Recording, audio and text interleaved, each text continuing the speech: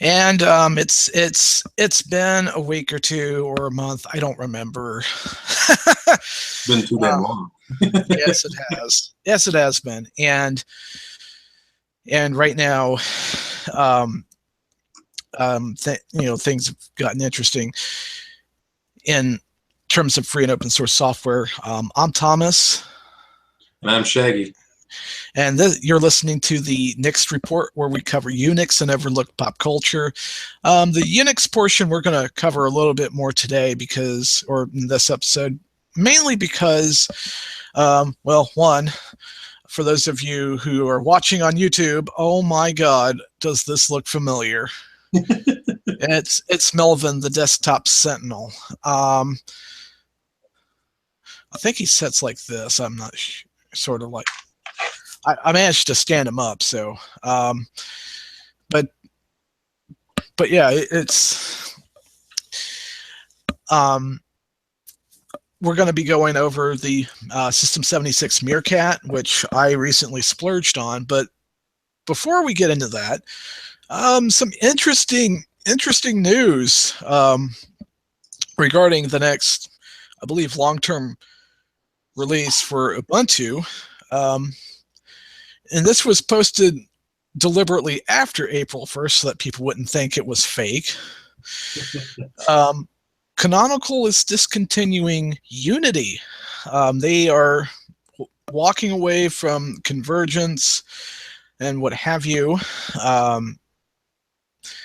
And we're going to kind of speculate on some reasons as to why and all of that. But for those of you who were actually fans of Unity, it's not quite dead yet. We'll get into that a little bit later. But before we get into anything, is there anything interesting besides this that you've run into that you want to bring up? Any news items? This was the most interesting thing I saw this week, and that's why I figured we could talk about it. Oh, absolutely. So, anything else that I saw? Other than that article, but from Red Hat and Fedora open source group. They're going back to GNOME. They're going back to the very thing that made them successful in the first place. We don't know if they're going to customize an interface that sits on top of GNOME, or if they're going to customize GNOME Shell. Although I don't remember where I spotted it, but somebody made GNOME Shell look similar to Unity. So why do you think they went back to or going back to GNOME? I think a big part of it is probably due to the fact that they've spent the last 7 years or so focusing on bringing up Unity and trying to bring up the mirror display server and stuff like that. They're also abandoning that, from what I can tell. They're abandoning Mirror. They're abandoning a bunch of other stuff, and they're actually going to be using Wayland, from what I heard in another article, if I remember correctly. I'd have to find the article again, but after spending all this time and not really making a considerable impact on the community and mostly the mobile community, trying to get this convergence thing out there for people to use. I mean, other than power users or regular users of Linux like myself, you, and some friends that I know, and then, I mean, people that I met at System 76, not many people really used Unity, unfortunately. I mean, it's a good UI. It had its ups and downs. The CEO of System 76 had a comment on this. I'm gonna have to see if I can find it. It was really well put.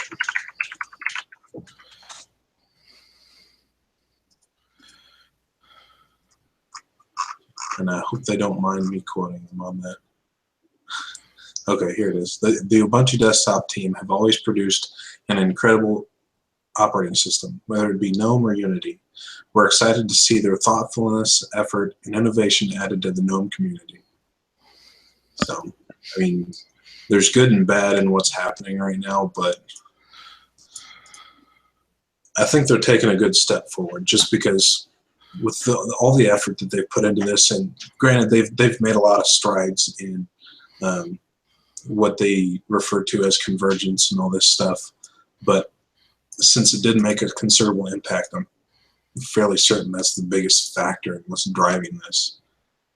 And with them moving back to GNOME, it's going to help reduce some of the fragmentation in the Linux community as a whole, because I mean, you and I both know that there's tons and tons of desktop environments, window managers, and all kinds of choices, and you can pick and choose and wire things up all kinds of different ways to make it the way you want, which is good.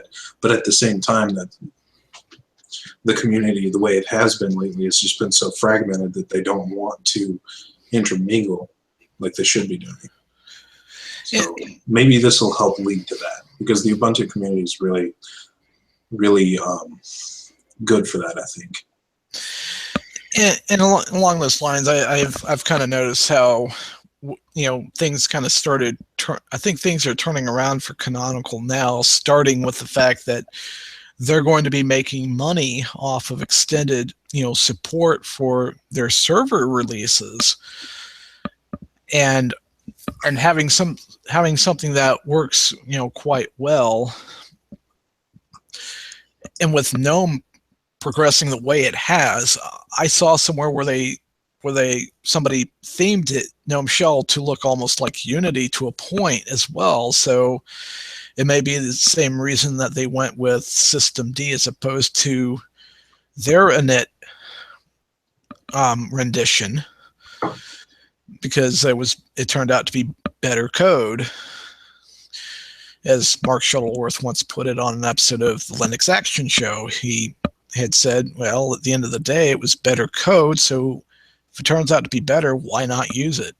And I think you know, Fedora and Red Hat teams are excited about this, because then they don't have to, you know, be so fragmented.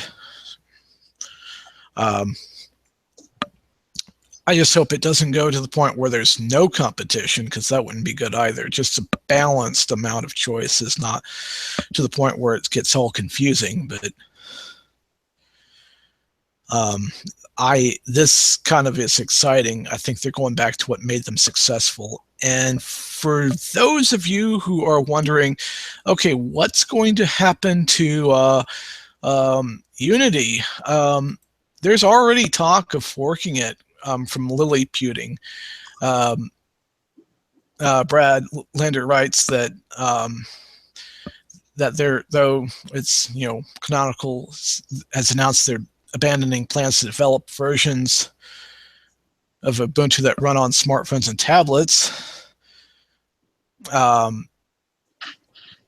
They might not be dead just yet. One of the developers, he's expressed interest in forking the software and continuing its efforts after Canonical, you know, basically gives it up. And he's Marius Gripsgard is the developer of UB ports, where they port Ubuntu onto, you know, several third-party smartphones like the Fairphone 2, Nexus, and OnePlus devices. And there's also a new project called unity8.org, and that's underway as well. In fact, I'm going to look over this and see. It's just a simple page right now where they link to a GitHub repository, unit, YUNIT.io. So that's where that leads to.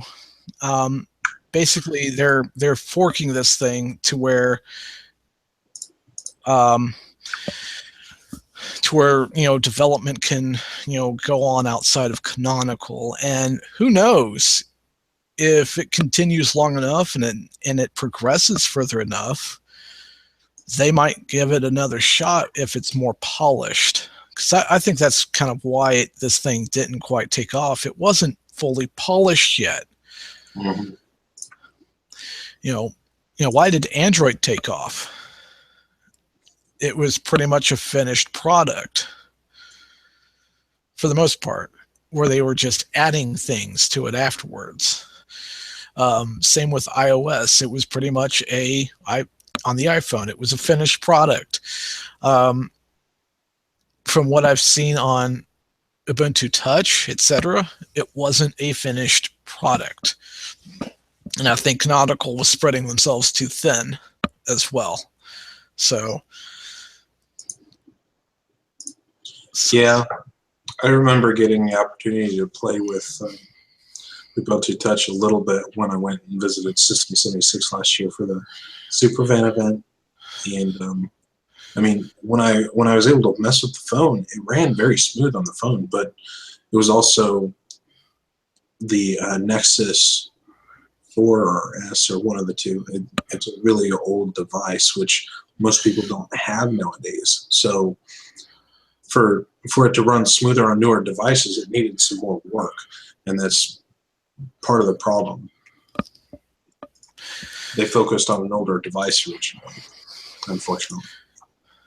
Now I will say I still think that some of the comments from certain people from Intel regarding the open source driver and mirror were uncalled for, saying that they don't approve of Canonical's behavior, saying that this was years ago when Canonical decided to go with Mir instead of Wayland. And so without that support, they would have to patch the drivers themselves and basically add it to Mir, and that wasn't working either, or at least not fast enough. Because how many years has Wayland existed, and some of us are still using X11?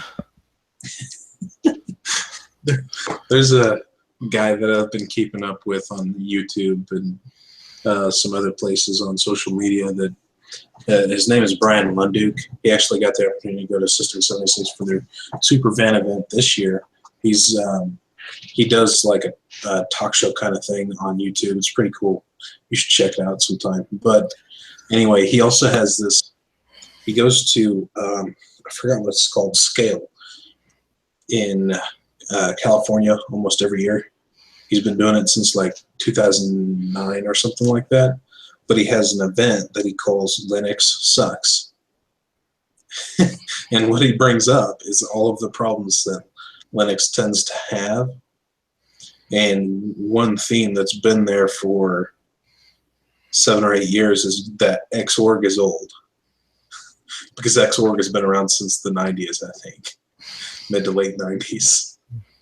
And yeah, Wayland's been around since before Canonical decided that they were going to go do Mir, because they originally created Wayland, or started working on Wayland to push this idea for a better display server to support what they were working on, and then they dropped the project and it got picked up by somebody else. So thankfully, it's actually gained a lot of popularity, and now that's actually, I didn't know this until I was watching one of Lunduke's talk shows, but he mentioned that that's the default display server for Fedora now, which is pretty nice. So at least somebody's taking that up and taking that torch, even if it's a buggy torch. Right. And I'm not saying that Wayland will never get there. It's just I'm running Mate Edition on the new system that I have, the Meerkat 2 from System 76, and it's still running X11, which, as old and as problematic as it is, it still works. And that's why a lot of distros still utilize it, because there's lots of applications that are still written for it. But a few weeks ago, I was actually trying to talk myself out of this, because I was like, no, you don't You don't need to splurge on something like this. And then finally, I gave myself permission to go ahead and splurge. I'm going to pay this thing monthly because System 76 has that option now.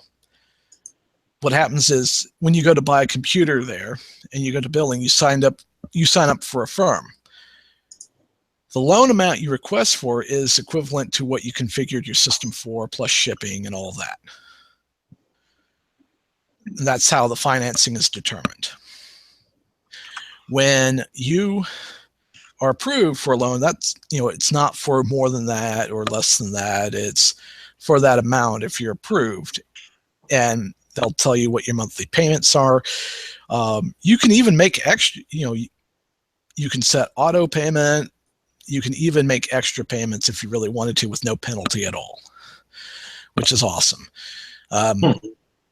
Yeah. So I made a promise to myself, I will work on this to pay this off monthly. In exchange for that, I will use this thing to find a way to generate money over the summer. And that may mean some freelance work online, getting that done over the summer, and basically having it pay for itself, essentially. Because what I'm wanting to do over the summer, the system I got is supposed to be, power efficient. And it's the tiny little, it's basically an Intel NUC, packaged up all nice and neat. And and you looked at some of the specs already that I configured it for. What do you think of the specs that I have on this thing? The specs are pretty sweet. I mean, for as small of a PC as that is, that's fairly powerful. And I could have gotten 32 gigabytes of RAM, but I settled for 16. 16 is the most I've ever had in a system. So 16 is more than enough, honestly. I mean, as a developer, I'm usually doing a lot of stuff at once. So at work, I need 16. I can't do less than that. I can't do 8. I have to use at least 16. I've actually gotten to the point where I've almost ran out of memory on 16 gigs before, but I don't think I actually need to bump up to 32 yet. So. Oh yeah. If I had more than 3 monitors, maybe, but I only have 3 monitors right now. So. Because as I was looking at specs, I made the decision to go with like the processor that would have, it's not Iris Pro graphics, but it's Iris graphics. So there is a little bit of, integrated memory for video memory that'll actually help its performance a little bit. And the rest that it needs, it'll borrow from system memory as need be. This thing, oh my goodness. Basically, I went with the, i5-6260U, which has like Intel Iris graphics. It goes as high as 2.9 gigahertz, but at least 1.8 gigahertz. 4 megabits of cache, 2 cores, and 4 threads. 16 gigs of DDR4 dual channel at 2133 megahertz. The SSD, I went with default 32 gigabyte M2 SSD drive. And for the storage drive where my home directly resides, I went with a regular 750 gigabyte hard drive. And I opted to use my own display and cable, no speakers, no mouse or keyboard. And of course, 1 year limited parts and labor warranty. So basically, if it upchecks for no apparent reason, I can just give it back to them and they'll resolve it. I did run, I tried Unity for a little bit, but then, of course, they let you run whatever OS you want on this. And obviously, I went with Mate Edition because I want something that runs better. Not that Unity wasn't running well, but I honestly I did not like how they partitioned the hard drives at all, because I figured, well, if I set this thing up, or if I set this to have these two hard drives, I made the dangerous assumption that they would figure out they're not mind readers. I should have probably specified, hey, could you have the home directory be on the regular hard drive and the OS just be on the SSD? That way, have performance upon boot up, but data storage will not wipe the SSD out. So, so I had to redo it a couple of times, and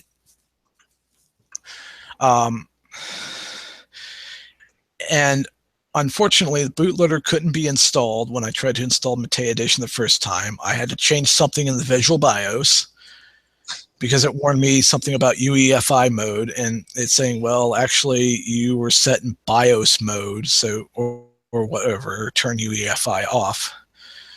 I had to change the firmware setting so that it would install the bootloader like normal. And then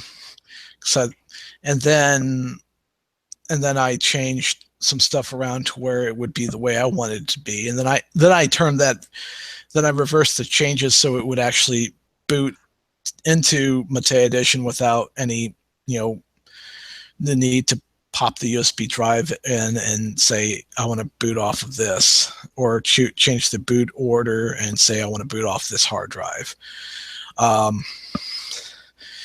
But once I got it up and running, it's a matter of, it was night and day, matter of seconds, this thing came roaring to life. And I'm like, oh my God, this is amazing. I should have done this sooner. And with summertime coming around, I'm going to need to have something that consumes less power, because I'm going to be emphasizing a little bit more on things like power efficiency, mobile, that sort of thing, since the weather will be nicer and all that, and what have you, and we'll see what happens. Hopefully electric bill will go down a little bit. And the good news is I may even be able to go to Charter, or now Spectrum, since that merger happened, and say, hey, I love my internet speed, but is there a bundle deal now, or is there a better deal where I can get a better price for a year or two? And if the answer is yes, I may even save money on my ISP every month. So, I forgot to mention, this thing has like a total of like 4 USB ports. One of them's what's called powered, which the powered port this headset's plugged into. But if it were unplugged and the system were off and I plugged my phone into that port, it would still. Yep. So. That's sweet. Yep. Oh, absolutely. And if I want more ports, I have a powered USB hub that I can just plug in. I can plug in more devices. It won't take up as much space, and it will pretty much. It's really exciting. I'm absolutely looking forward to this, and so. Oh, and it even has an SD card slot on it, so if I want to, take photos out of a camera, I could. Sweet. Oh yeah. And like I said, I set the 32 gig SSD drive to load the operating system. I do have swap partition on that, though I don't imagine it would be touched at all. And my home directory that I have, the mount point for the 750 gig hard drive itself is /home. So I set that to where anybody who is a user on this system, their home directory is going to be parked on that hard drive, so that when they have their data accessed, it'll add longevity to the SSD drive. So I'm looking forward to this. It's just I'm tickled pink, and and I ultimately decided to do this after here. I'm trying to catch up on the Linux Action Show, and while I'm doing my little night job deal, more like afternoon into the night, and every episode they kept mentioning System 76, and finally I was like, you know what? I think I'll go ahead and buy one of these. and if it works out, I will eventually, get another system, probably their next Galago Pro. It'll probably be generation after the one that comes out, because they were among the first manufacturers or OEMs to actually have the Iris Pro graphics on there. You remember that? Mm-hmm. And I was like, and Apple, they were one of the first to do that. Yeah, and they beat like a lot of Windows-based OEMs, and I was like, wow. And here's another cool factoid about System 76. Another way that they're getting revenue for their company is they have a product called Beans Books, which is cloud-based accounting system that businesses can subscribe and use, or they could download the open code. The license prohibits changing the logos and everything else, and they can self-host it and all of that. But they could just do the monthly fee and have the infrastructure managed for them, so that they can just do the accounting needs for their business or whatever. So it's obviously cross-platform, so they don't have to have QuickBooks or anything like that. So that I think they're in this for the long haul, and I noticed they're the ones that are often mentioned in a lot of articles and news snippets every now and then related to tech. There is another one out there on the West Coast called The Reason. You've bought from them before, haven't you? I bought their Breeze 3110 system, which was one of the first Intel Atom systems that was available, and I haven't bought anything from them ever since, because they haven't really done a whole lot that I've known of. It's just nonchalant. Their store is still there online, but I don't read a lot about them anymore. I did a review of one of their systems for Linux.com before the website domain name got purchased by the Linux Foundation, but that was years ago. But System 76, I notice, is right now where it's at, because other than the whole and I'll admit I am new to the concept of UEFI firmware, because the BIOS that pops up when I boot the system, System 76 logo pops up, which is cool, and it has the usual boot order BIOS, Intel Visual BIOS, as in you move your mouse around in this thing. I bet that's a little bit weird to get used to. Mine's got a visual BIOS. And the AMD motherboard that I had, or I still have, has got a visual BIOS as well. And I'm like, oh my god, I'm not used to this thing. This is the newest I've ever owned, ever in forever. And with me getting to this point, I came to realize, you know what, I'll go ahead and get this, but I'm going to use this thing to earn some money. Because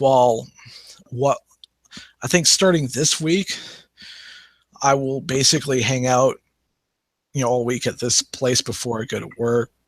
Because I still do the part-time gig for the local tax business, and that's winding down, because 18th is getting closer. And by the way, for those of you who are wondering, the 18th of April is for Missouri is your I think it's for federal as well, since the 15th fell on a weekend, and the following Monday is technically a holiday. So I don't know if I don't think it's Easter, but some obscure holiday or something. But Emancipation Day, as in Emancipation of Proclamation, I don't remember, but for that reason, it falls on the 18th of April, that Tuesday. So yeah, I'm looking forward to that being passed and over with, and having a little bit more time to get some of the stuff done, and being more available for the podcast, and playing with my DigitalOcean droplet, because I haven't had a chance to. Because I've got to generate a key pair for this system and then add it to the DigitalOcean droplet manually, so that I can access via SSH from the main desktop system, so that I can update the server as necessary. Because the way they set it up, if you set up a WordPress blog, the way they have you set it up, you can't do automatic updates to WordPress. You can do it if you change a setting temporarily, and they encourage you to change it back so that nobody can hijack your server, which is understandable. But and by the way, I also learned the hard way that when you point a domain name towards them, you need to make sure you on their end, on DigitalOcean's end, if you want your email being hosted with your primary hosting provider, you need to add 1&1's MX records to that. Otherwise, you stop receiving email. Because, yeah, one of the domains I have an email set up for that, and whoops, after a week or two, I'm like, why am I not getting email from here? And so I called support, and they kept walking me around the block. So, look, you're walking me around the block. I need to know a simple answer. I can change the DNS settings, no problem. I just need to know that if I add the official MX records for 1&1 through that hosting on DigitalOcean, if email will start working again, more or less. And he said, yes. Can you please email me on the primary account for the hosting, the MX records? I should have asked, hey, I just need the MX records, and I don't have time to go hunt them down. And after adding those MX records, minutes afterwards, I started getting email at that address again. So there's a reason I don't set up email on that droplet, because setting up an email, it's, from what I've heard, it's better to let providers who specialize in email deal with the infrastructure, because if you get on blacklists, that can make it hard to send and receive email to certain addresses and from certain addresses. So basically let 1&1, Google, etc., those who specialize in email, let them deal with the trouble of doing the email service. I'll gladly keep hosting that droplet, because I have a free month or two because of that $10 credit when I signed up that I applied. Plus, their default config is like $5 a month, and 1 terabyte of transfer. Have you tried it yet? I played with it a little bit, but I haven't done enough with it yet to really do too much. Didn't set up any SSH keys. I ended up deleting the droplet that I created, but you can delete and create droplets. So I played with the API a little bit, running some API calls from the command line. But from this machine, I was actually able to poke a REST endpoint and get some information about the droplet that I created. You can create droplets by doing that and stuff like that too. Oh yeah, and like I said, that's where my thomasholbrook.com personal blog, etc., is being hosted for the time being, because I did the whole Let's Encrypt setup and everything else, and I'm like, this is freaking cool. And plus it's just like that's, and with 512 megs of RAM, if all you're doing is WordPress on there with a full Ubuntu server, then it'll be able to take quite a bit of traffic before running into a problem. So I'm kind of experimenting with it and everything else, and I'll see what else I can add to it. And if I like it, I'll just keep using that because it's like only $5 a month. And if I put a promo code on there and people sign up through that, I basically can get free hosting for a few more months on that. And you can even change to like hourly billing, to where you create and destroy, and you're paying pennies on the dollar. So that's pretty cool. There are people who are in IT in various parts of the country that are probably using this to help businesses host necessary services so that they don't have to manage it on site. So you could even set up an own cloud instance if you wanted to, and play with that. Although I haven't caught up completely to the Linux Action Show. I even listened to the episode where they were at the Superfan thing. I don't know if you ran into Chris and Noah. I don't remember. I'd have to see their faces again. But I'm pretty sure there were at least one of them from the Linux Action Show was there. Yep. Let me look. Yeah, Chris left. I think Chris left to go on a flight, and Noah left after him. And it's been pretty awesome. It sounded like they had an awesome experience over there, and that's when they found out that at the time when. Oh, I actually met them both last year. Oh yeah, I remember them both. Pretty cool guys. Yeah, did you know that Chris had set up his own mobile studio? Yeah, pretty sure they set it up there at System 76 headquarters and actually did one of the episodes there while I was there. Oh yeah, and I don't quite fully understand if Chris uses that as his primary residence, like when he's back in Seattle, it's on some small piece of land hooked up back up to like utilities and other things for the time being, or what. I have no idea. But I'm like, oh my God, if I was able to do something like that, I would. Oh my goodness, I wouldn't use Ting or anything like that, because I kind of want coverage in most of the country, and the networks that Ting uses. I don't care what people say about Sprint and T-Mobile. They don't always have the best coverage. You had Family Mobile for a while out in Columbia, right? I did for probably 4 or 5 months, and then I got tired of it. It was pretty bad, wasn't it? It was pretty bad. Even the only reason I even did it at first was because it was pretty cheap working while I was at Walmart.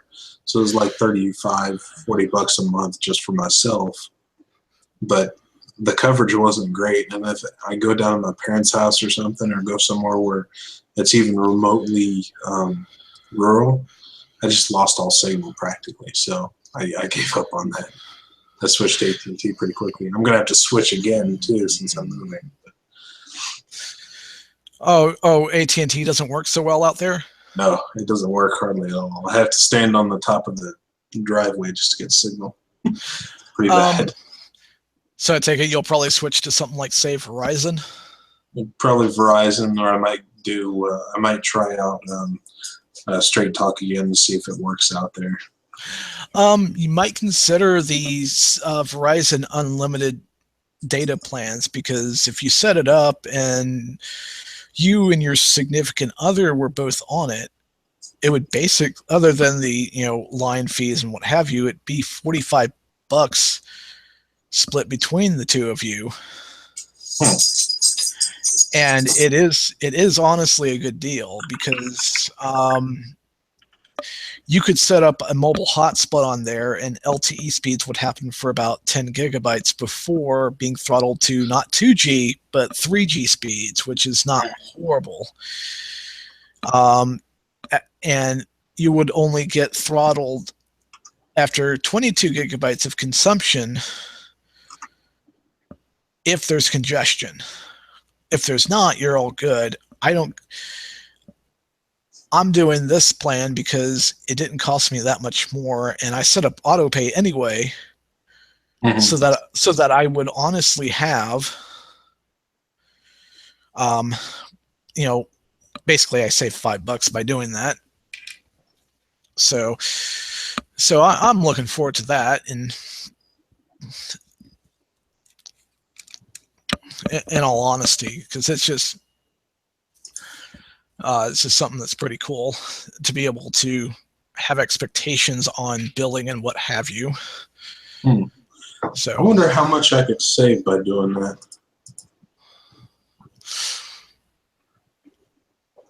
It looks like it's actually, it looks like it would be about $150, but for the unlimited data, it might be worth it. And if you were to find a way to outright own your devices too, that would save you. So, because once my S7's paid off, that's going to save me about $20. And at some point, if push comes to shove and I'm able to, I may just say, screw it, I'm paying this thing off early, not having to deal with that, and that'll drop my bill to under $100 every month. And that'll be something I look forward to, very much so. So, but yeah, that's pretty much where I'm at the moment. So, even though Ubuntu is going to be using GNOME again, I'm still going to use Mate Edition because it's matured and it's working really well, and they're going to have full GTK support right around the corner too. So that's good. Yeah, they've been working really hard about it, to the point where a calculator may not have to be used. They can just go, the Mate calculator may make its return, but their current app setup works extremely well. And the only main issue that I have, and I'm not turning on compositing because I kind of want the system to be as responsive as possible, is when I move a window, there's going to be tearing, but that's an X11 thing more than it's an Intel graphics thing. So either way, I think, and the other piece of news, Mark Shuttleworth is returning to the CEO position of Canonical. Oh, cool. So Jane Silver is, I guess, stepping down from that, and we'll see if, because Shuttleworth said, I'll give you so much time, and if things didn't work out, the Ubuntu Foundation would basically swoop in, keep the project in maintenance mode, and he would go off into the sunset. But for some reason, he stuck around for a long time. So I'm thinking at this point, Canonical is going to not only survive, but thrive. So It's kind of exciting to be an Ubuntu user right now, so I'm looking forward to it.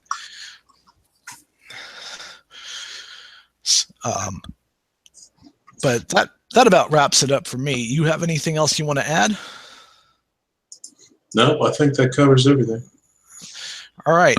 Well, entertain yourself, educate yourself, empower yourself. I will do my best to have this up by Tuesday, to have the podcast feed updated, and then we will keep trying to go from there. I promise more content will be coming your way. It's certain things that have happened in my life that kind of sidelined this project for a little bit. But I'm not giving up on this thing.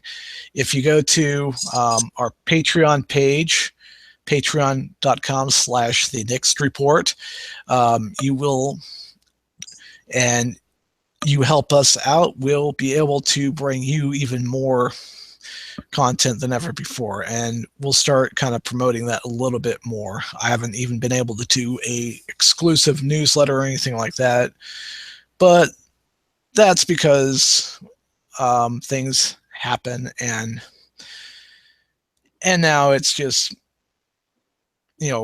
coming to grips with it and moving on and moving forward. So I'm looking forward to future weeks no matter what happens. So keep your eyes peeled, and we'll see you next week. See you guys later.